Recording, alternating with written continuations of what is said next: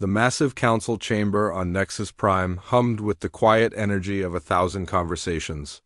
Representatives from across the galaxy filled the curved rows of seats that stretched upward like the inside of a giant bowl.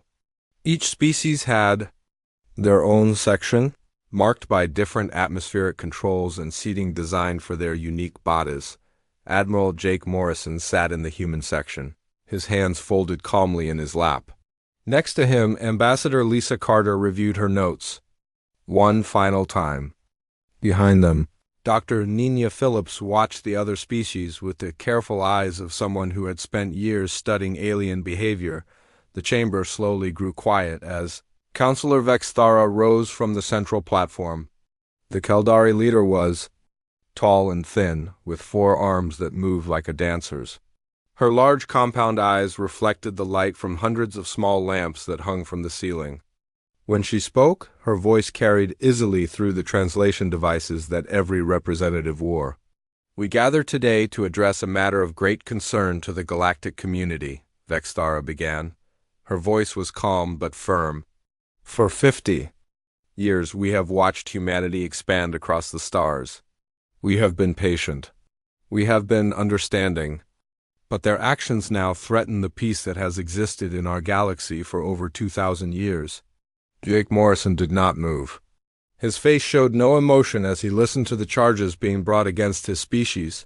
He had expected this day would come. In fact, he had been preparing for it. General Zorkin of the Thrakari Empire stood next. The reptilian warrior was covered in dark scales and stood nearly 8 feet tall.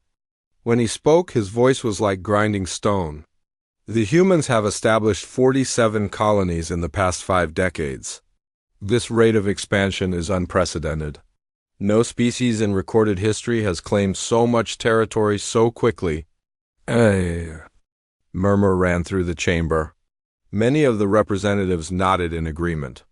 The Valian delegate, a creature that looked like a floating jellyfish, pulsed with colors that indicated worry. The crystalline Nexari representative chimed with harmonic tones that their translator converted to words of concern. "Furthermore," Zorkin continued, "human military ships have been detected in dozens of star systems beyond their claimed territory. They conduct what they call exploration missions, but these ships are heavily armed. Their colonies are defended by weapons platforms that could threaten entire fleets." Ambassador Carter leaned forward slightly and whispered to Morrison, "Right on schedule. They're hitting every point we predicted they would." Morrison nodded slightly but said nothing. He continued to watch as more evidence was presented against humanity, the Orion Collective's representative, a being made of living energy contained in a mechanical shell, projected images into the center of the chamber. The holographic display showed human ships moving through space, human colonies with their defensive installations, and charts showing the rapid growth of human influence. In 73 years of space travel, the collective's voice was like music mixed with static. Humanity has established more permanent installations than most species create in 500 years. They claim to seek knowledge and peaceful expansion, but their actions suggest military preparation on a massive scale. Dr. Phillips made a note on her datapad. She had been studying these species for decades, and their predictable reactions to human activities had become almost boring. Every concern they raised had been anticipated years ago. Vexthara raised one of her 4 hands, and the chamber fell. Silent again. "The Council has reviewed all evidence presented by our member species. We have also conducted our own investigations into human activities. The conclusion is clear." She paused, letting her words sink in. Around the chamber, hundreds of alien eyes focused on the small human delegation. Humanity represents a clear and present danger to galactic stability. Their rapid expansion, military buildup, and aggressive exploration patterns are inconsistent with peaceful intentions. Therefore, the Galactic Council hereby demands the following actions from the human government. A new holographic display appeared, showing a formal document written in dozens of languages. Jake Morrison read through the human translation quickly, though he already knew what it would say. First, humanity must immediately cease all expansion beyond their current 47 colony worlds. Second, all human exploration vessels must return to human space within one standard galactic year. Third, humanity must allow regular inspections of their military installations by Council observers. Fourth, any future human expansion must be approved by this Council before implementation. The chamber erupted in approving sounds from dozens of different species. Clicks, whistles, harmonic tones, and translated words of agreement filled the air.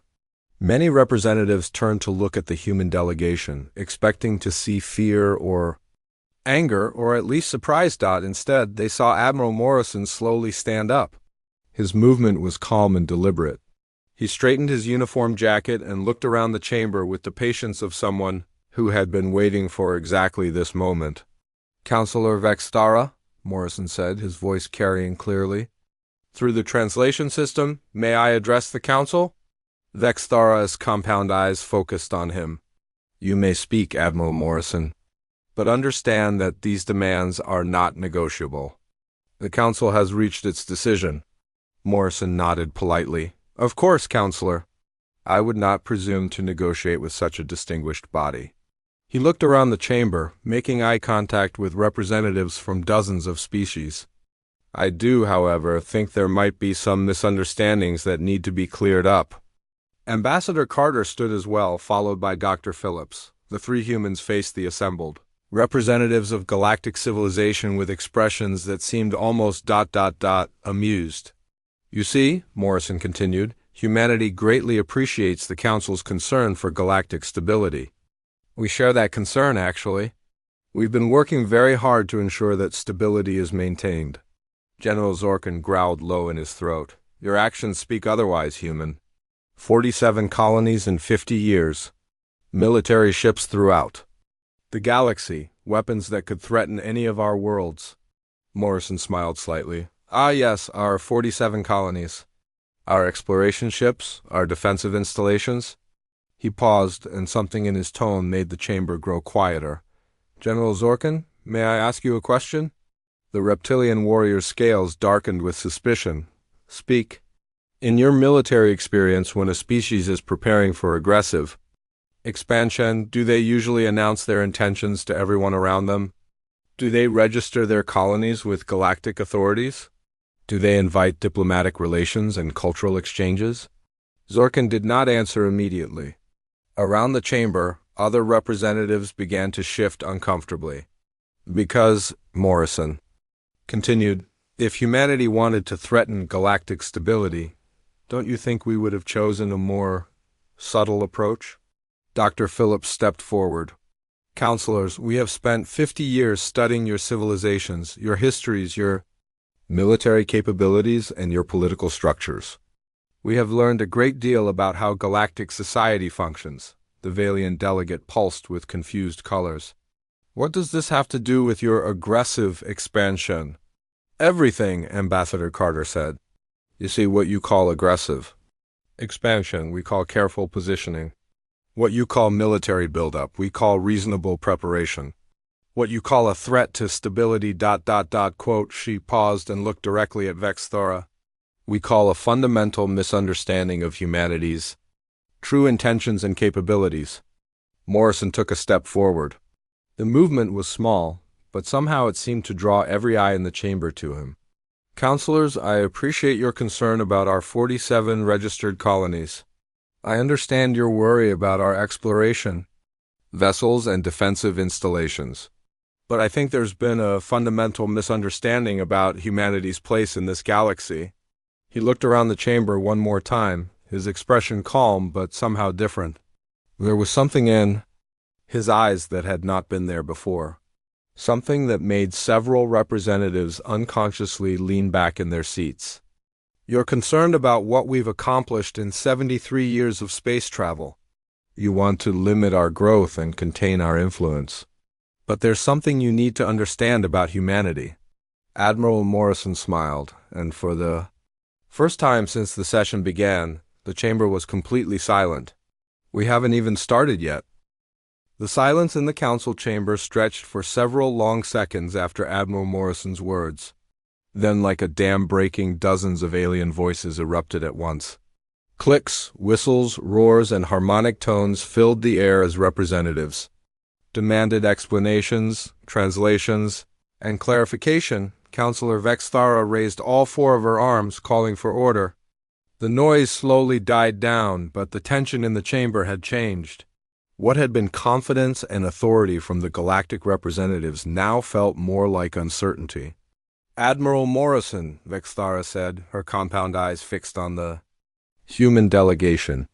Perhaps you could explain what you mean by that statement. Morrison nodded politely. Of course, Counselor. But first I'd like to introduce some of my colleagues who have been working on this issue. He gestured toward the back of the human section, where several more humans had quietly entered during the proceedings. A tall man with graying hair stepped forward first.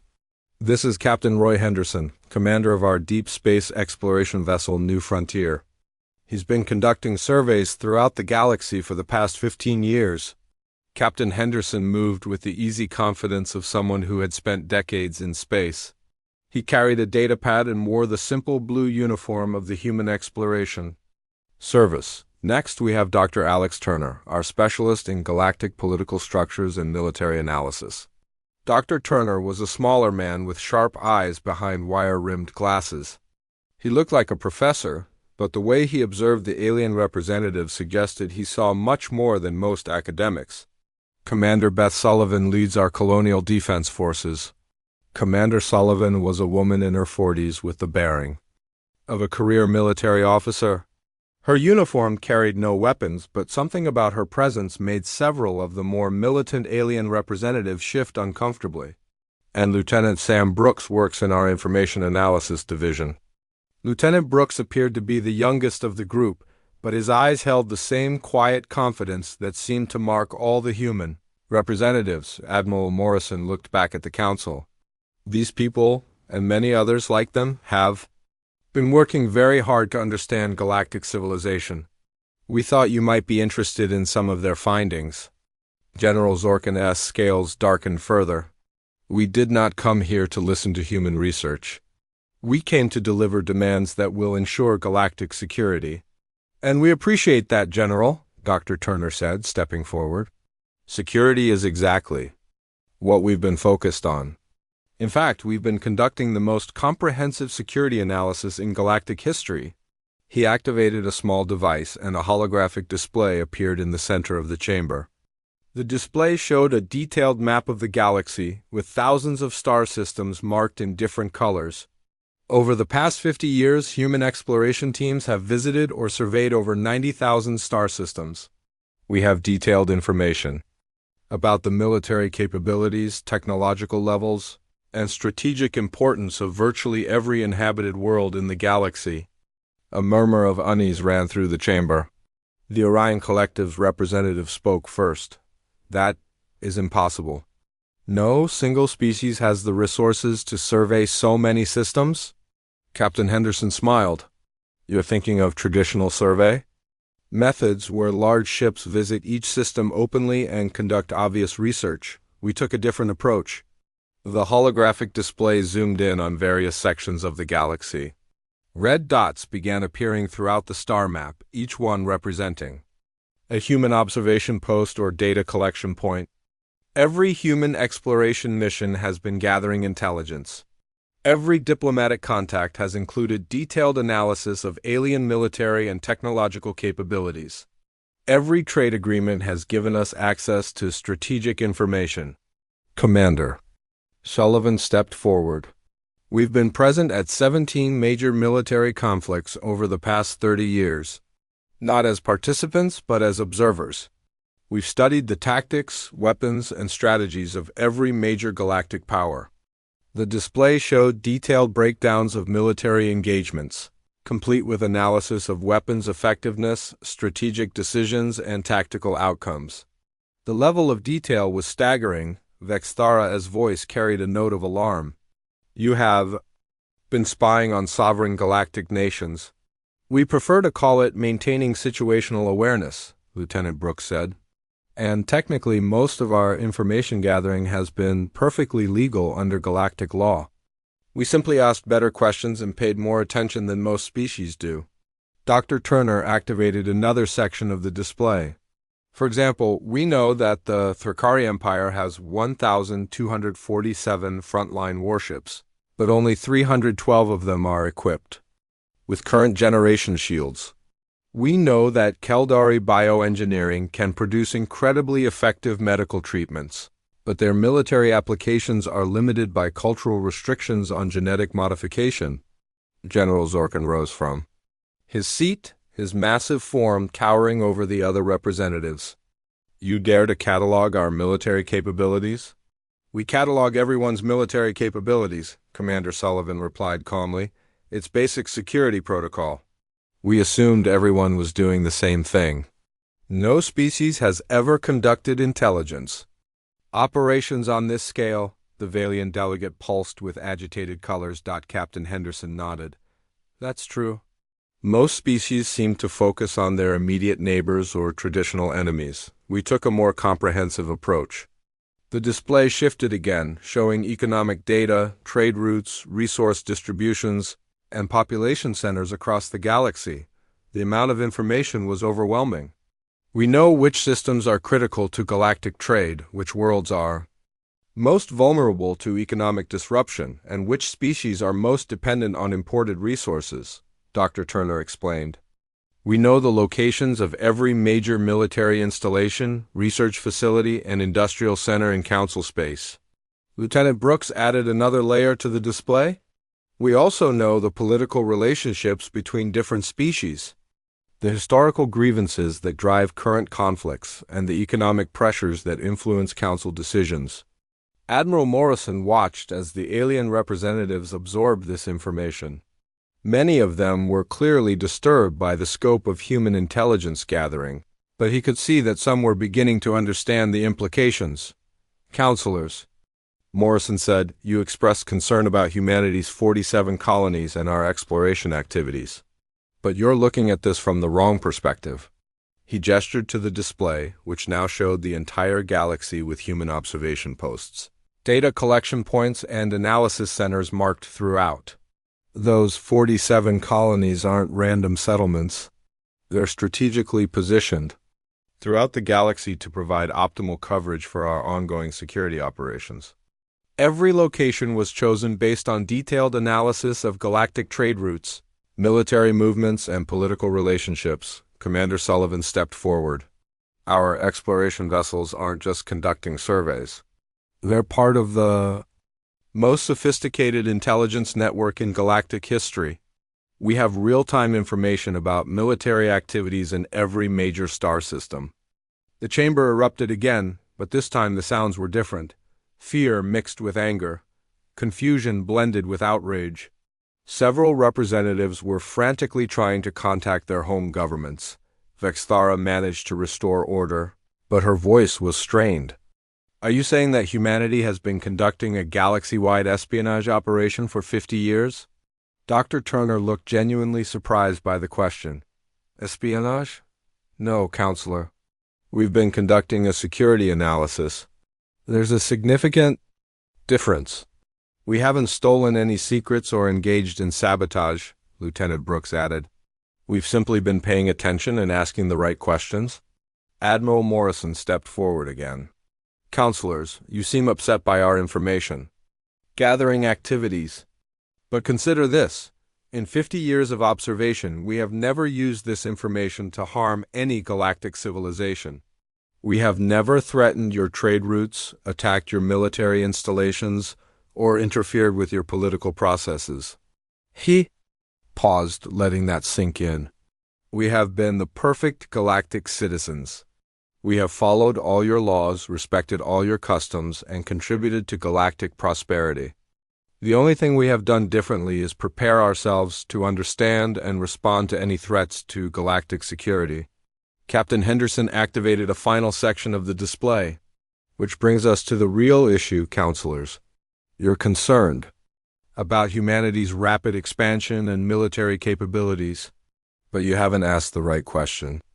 The display now showed projections and analysis charts that made several alien representatives lean forward despite their concerns. The question isn't whether humanity is a threat to galactic stability, Commander Sullivan said. The question is, what did we find during 50 years of comprehensive galactic analysis that made us decide we needed to expand so quickly?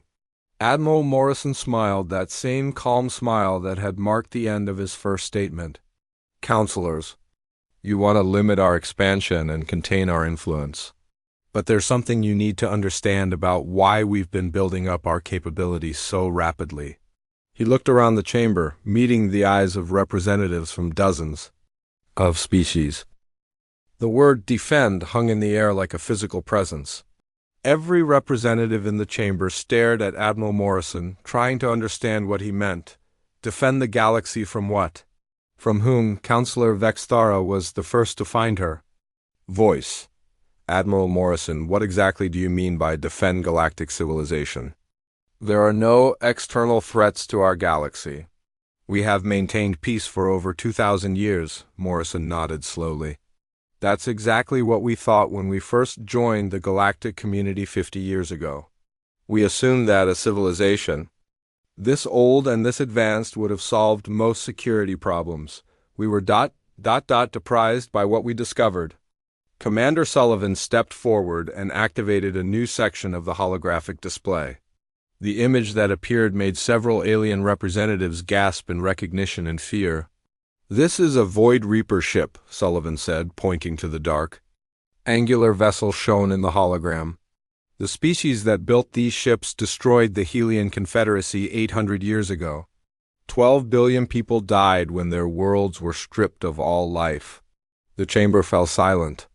Every species in the galaxy knew about the Void Reapers, though most preferred not to think about them. They came from dark space between galaxies, appearing without warning to destroy entire civilizations before vanishing again. According to galactic records, Dr. Turner said, the Void Reapers attack every 8 to 12 centuries. They hit different parts of the galaxy each time, destroy everything they encounter, then disappear for hundreds of years. General Zorkin S. Scales had turned pale gray. The Reapers have not been seen for 800 years. They may never return. Captain Henderson activated another display. That's what most galactic civilizations tell themselves. But we decided to investigate more carefully. The new image showed deep space monitoring stations. Their sensors pointed toward the void between galaxies. For the past 30 years, human deep space observation posts have been monitoring the areas where Void Reapers historically appear. What we found is ... concerning. Lieutenant Brooks stepped forward with a datapad. 3 years ago, our monitoring stations detected massive energy signatures moving through dark space toward our galaxy. The signatures match historical records of Void Reaper fleet movements. The chamber erupted in panicked sounds from dozens of species. Representatives frantically activated communication devices, trying to contact their home governments. Others sat in stunned silence, processing the implications. Impossible, the Orion Collective's representative pulsed with disbelief. Our deep space sensors would have detected such movement, would they? Dr. Turner asked. When was the last time any council species conducted deep void monitoring? When did you last update your detection equipment specifically for Reaper technology? The silence that followed was answer enough. Commander Sullivan continued the briefing.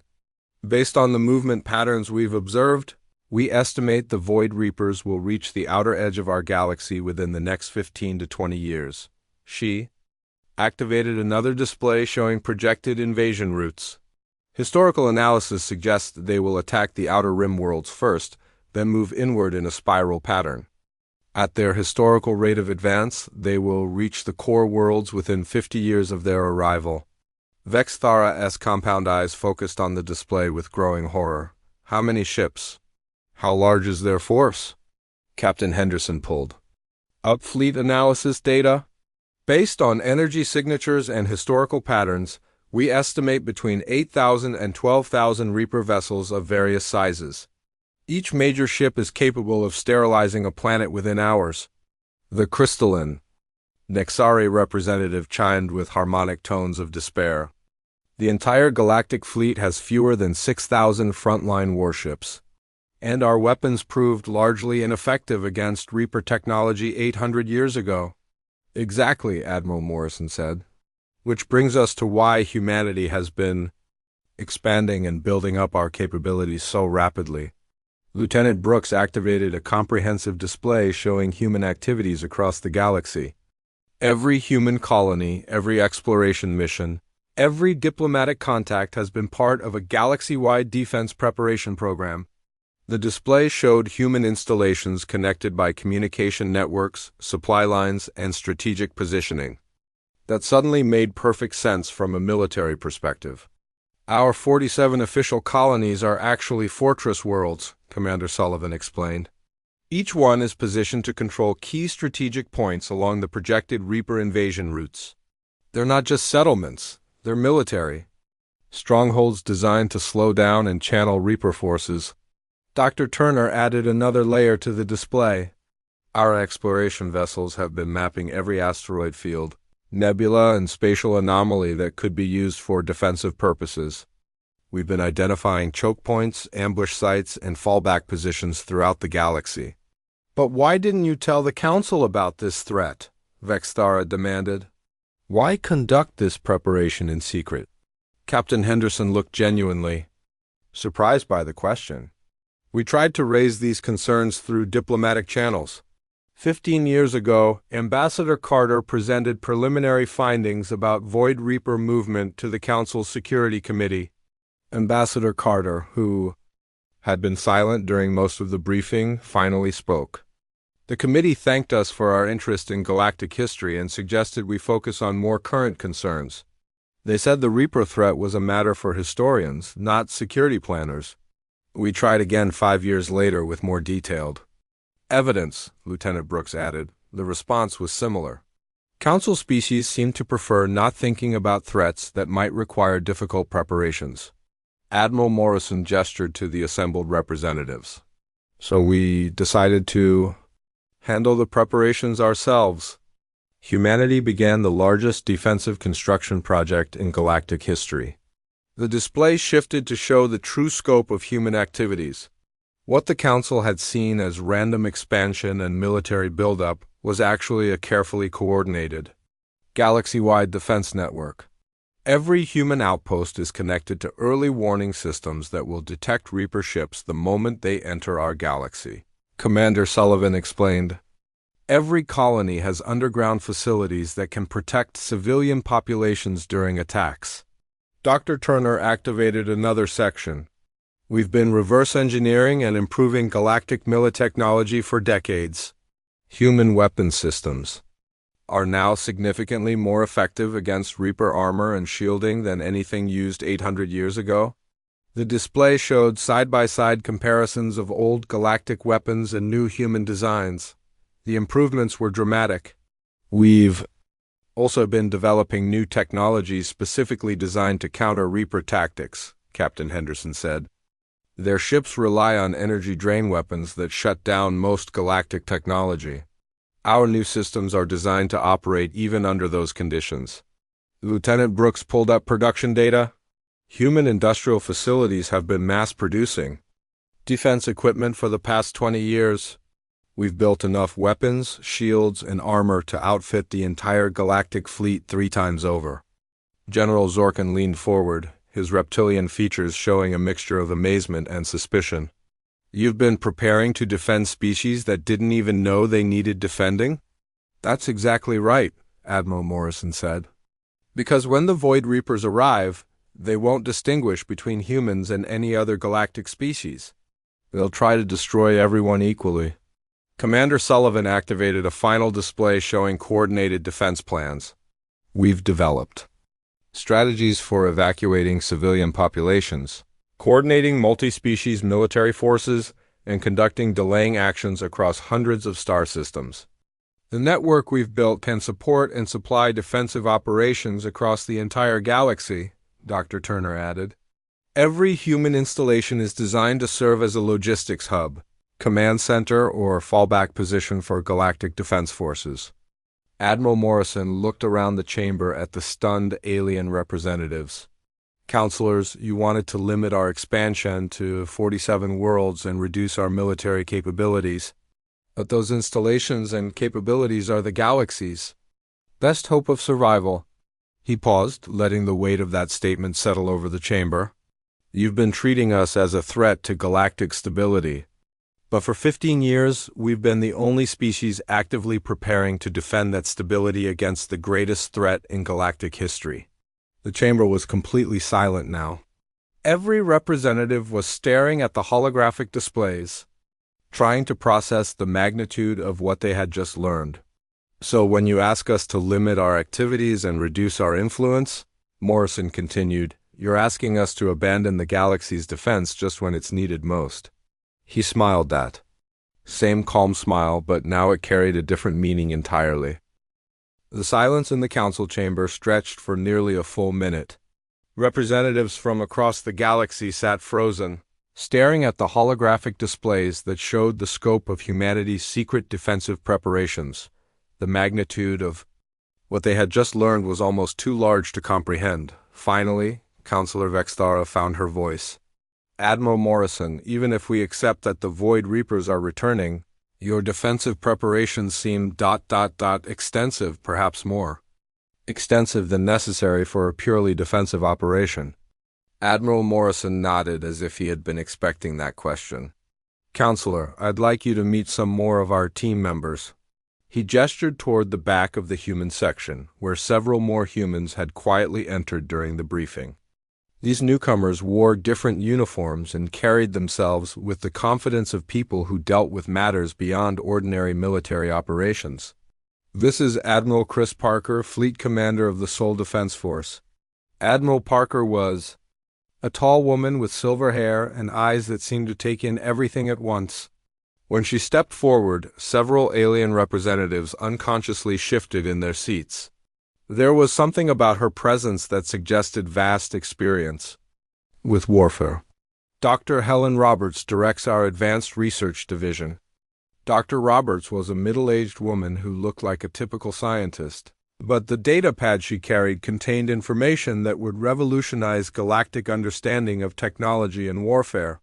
Commander Joe Mitchell leads our Special Operations Division. Commander Mitchell appeared unremarkable at first glance, but his eyes held the kind of steady calm that came from years of handling impossible situations. And Colonel Grace Thompson manages our planetary defense systems. Colonel Thompson was a compact woman with the bearing of someone who had spent years turning theoretical plans into practical reality. Admiral Parker stepped forward first. Counselors, Admiral Morrison has explained why humanity began preparing for the Void Reaper return. What he hasn't explained is what we discovered during those preparations. She activated a new holographic display that showed detailed schematics of spacecraft, weapon systems, and defensive installations.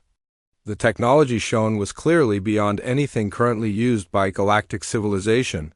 Over the past 20 years, human research teams have been analyzing every piece of Void Reaper technology we could find.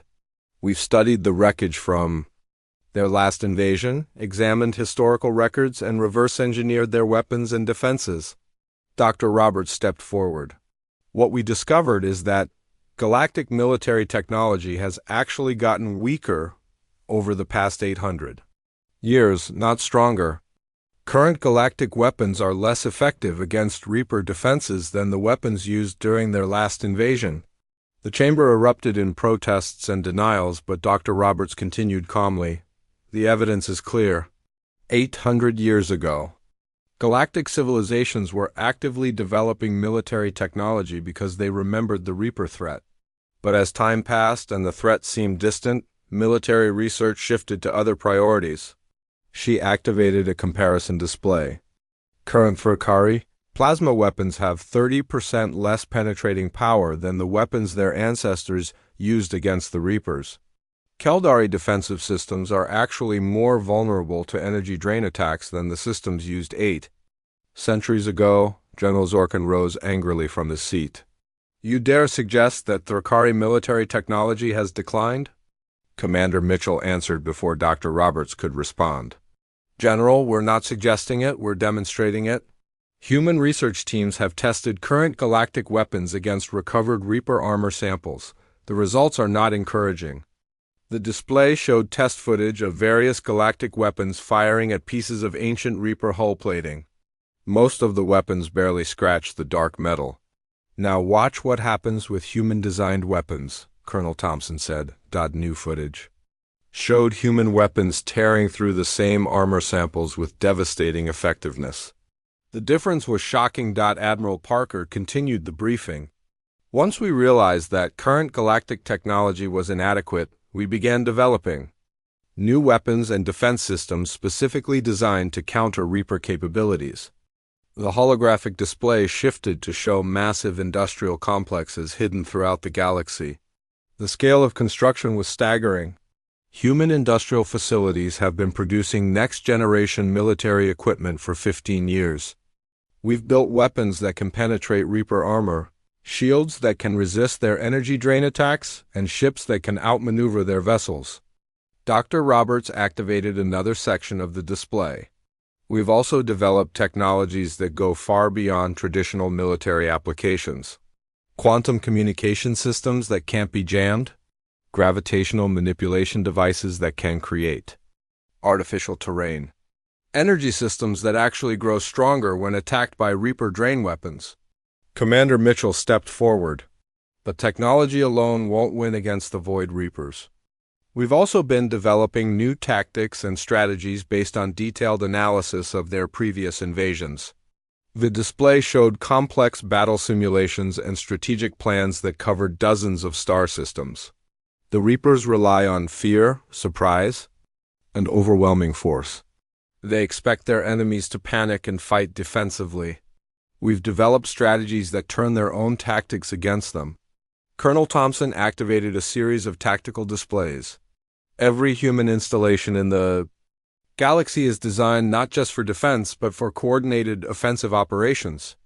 When the Reapers arrive, they'll find themselves facing an enemy that understands their methods and has prepared specifically to counter them.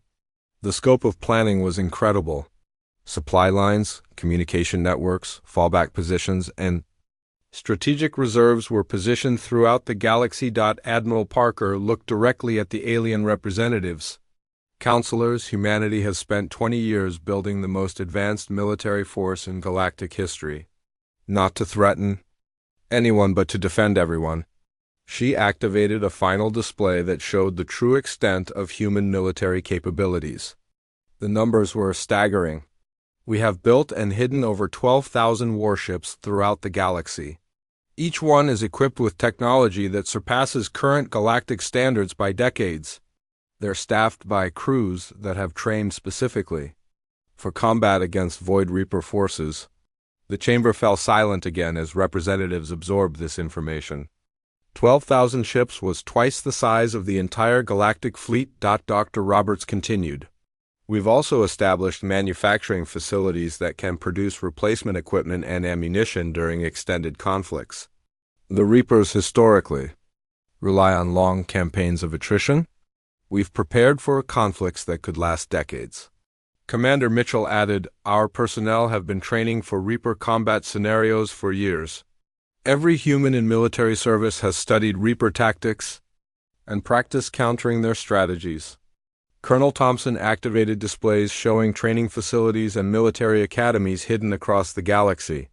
"We've been preparing not just equipment and strategies, but people. Human military forces are specifically designed to fight an enemy that most galactic species prefer to pretend doesn't exist." Admiral Morrison stepped forward again. "Counselors, you came here today to demand that humanity limit our expansion and reduce our military capabilities. But what you're actually asking us to do is dismantle the galaxy's only effective defense against the greatest threat in known history." He gestured to the comprehensive displays showing human defensive preparations. "You want us to reduce our presence to 47 worlds, but those worlds anchor a defensive network that spans the entire galaxy. You want us to limit our exploration activities, but those activities are the early warning system that will give us advance notice of Reaper movements." Admiral Parker looked around the chamber. "You're concerned about humanity's rapid military Build-up, but that build-up is the only thing standing between galactic civilization and complete destruction. The alien representatives sat in stunned silence, finally beginning to understand the true scope of what humanity had been doing for the past 20 years. Every species in this chamber has been living in peace for 800 years because the Void Reapers haven't returned, Commander Mitchell said. But that peace is about to end whether you want it to or not. Colonel Thompson activated one final display showing projected timelines and invasion scenarios. The Reapers will arrive within 20 years. When they do, they'll face the most prepared defense in galactic history. Admiral Morrison smiled his calm smile one more time. So when you ask us to limit our capabilities and contain our influence, you're asking us to abandon the galaxy to its enemies. He paused, letting that sink in. And, counselors, if you think what we've built so far is impressive, you really need to understand something about humanity's long-term plans. The council chamber had never been so quiet. For over an hour, the alien representatives had listened to revelation after revelation about humanity's secret preparations. Now they sat in stunned silence, trying to process the magnitude of what they had learned. Admiral Morrison looked around the chamber one final time, then gestured toward the entrance where a new figure was approaching. This person wore no military uniform, no insignia of rank. Instead, they wore the simple gray suit of a civilian leader. Counselors, I'd like you to meet President Dan Cooper, leader of the United Earth government. President Cooper was a man in his 60s, with gray hair and the bearing of someone who had spent years making decisions that affected billions of lives. As he walked toward the center of the chamber, every alien representative turned to watch him. President Cooper has traveled here today to address the Council directly about humanity's role in galactic affairs. Admiral Morrison said. President Cooper stepped onto the central platform and looked around the chamber with calm, steady eyes. When he spoke, his voice carried the authority of someone who represented an entire species. Counselors, my people, have spent the past hour explaining what humanity has been doing for the last 50 years. Now I want to tell you why we've been doing it and what we plan to do next. He activated a new holographic display that showed not just the current galaxy, but projections extending far into the future. 50 years ago, when humanity first joined galactic civilization, we were amazed by what we found. Hundreds of species working together, trade networks spanning thousands of star systems, and peace that had lasted for centuries. The display showed the current structure of galactic civilization in all its complexity. But we were also curious about how this civilization had developed and what challenges it might face in the future. So we began the most comprehensive study of galactic society ever undertaken. President Cooper paused, looking directly at several key representatives. What we discovered was both inspiring and deeply troubling. The display shifted to show historical data about galactic civilization over the past several thousand years. The inspiring part was seeing how different species had learned to cooperate despite vast differences in biology, culture, and technology. The troubling part was realizing that galactic civilization is slowly dying. A murmur of shock ran through the chamber. President Cooper continued without pause. Birth rates across most galactic species have been declining for centuries. Technological advancement has slowed to almost nothing. Military capabilities have actually decreased. Most species are more focused on maintaining comfort than on growth or exploration. The data was undeniable. Chart after chart showed declining trends across virtually every measure of civilizational vitality. The Void Reaper threat is just the most immediate crisis facing galactic civilization. Even if we defeat them completely, the underlying problems will remain. Admiral Lisa Grant stepped forward from the human delegation. She was a tall woman with the bearing of someone who commanded respect from everyone around her. Counselors, I lead the Supreme Command of Human Forces. President Cooper asked me to explain humanity's long-term strategic planning. She activated a new section of the display that showed projections extending thousands of years into the future. Humanity's defensive preparations against the Void Reapers are just the first phase of a much larger project. We call it the Galactic Renaissance Initiative. The display showed plans that dwarfed everything that had been revealed so far. Massive construction projects, technological development programs, and social engineering efforts spanning the entire galaxy. Dr. Kevin White stepped forward next. He was a serious-looking man who carried himself like someone accustomed to thinking about problems on a civilizational scale. I direct humanity's Strategic Analysis Division. For 20 years, we've been developing plans to revitalize galactic civilization and prepare it for challenges that go far beyond the current Void Reaper threat. The holographic display shifted to show threats and opportunities that existed beyond the galaxy itself. The Void Reapers are just one of many dangers that exist in the universe. There are other aggressive species in nearby galaxies, cosmic phenomena that could threaten entire star systems, and technological challenges that will require unprecedented cooperation to solve. Ambassador Rachel Stone joined the presentation. She was an elegant woman who spoke with the confidence of someone who had negotiated agreements that shaped the fate of civilizations. Humanity's rapid expansion wasn't just about defending against the Reapers. We've been positioning ourselves to lead a complete transformation of galactic society. The display showed detailed plans for economic reorganization, technological advancement, and social development that would affect every species in the galaxy. Our hidden industrial facilities aren't just producing weapons. They're developing new technologies that will revolutionize medicine, transportation, communication, and resource production across the galaxy. Dr. White activated another section of the display.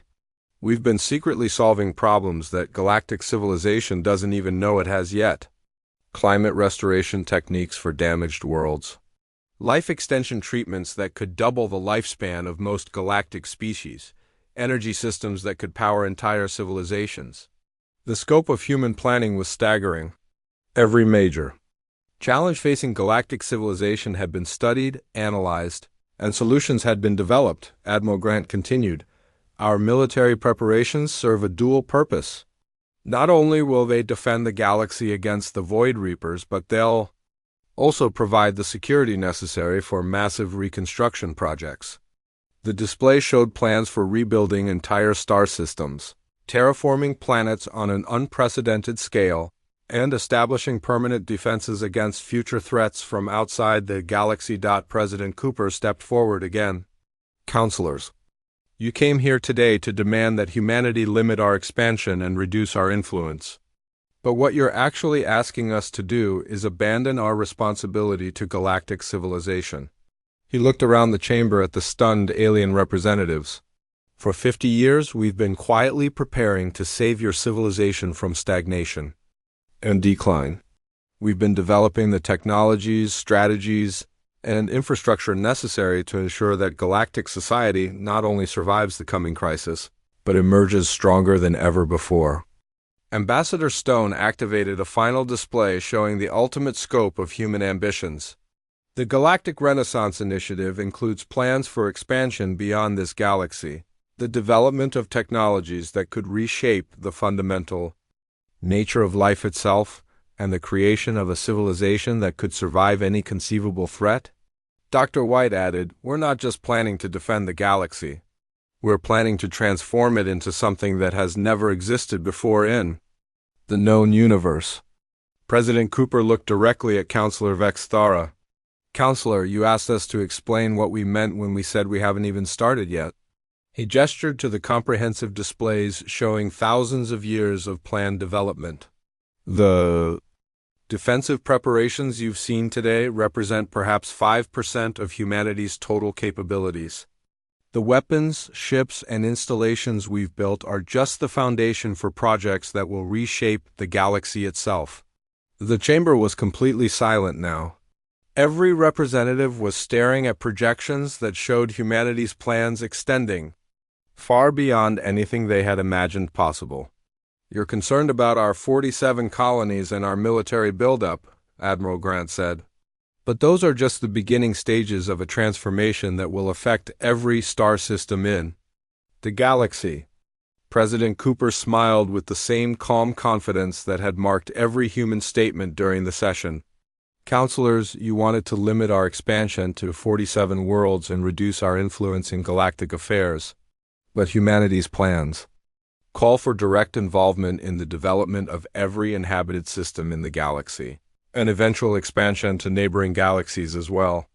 He paused, letting the magnitude of that statement sink in. You came here thinking you were dealing with an upstart species that needed to be contained. But what you're actually dealing with is the future leadership of galactic civilization, whether you choose to accept it or not. The silence that followed was absolute. Representatives from across the galaxy sat frozen, finally understanding that they weren't negotiating with equals.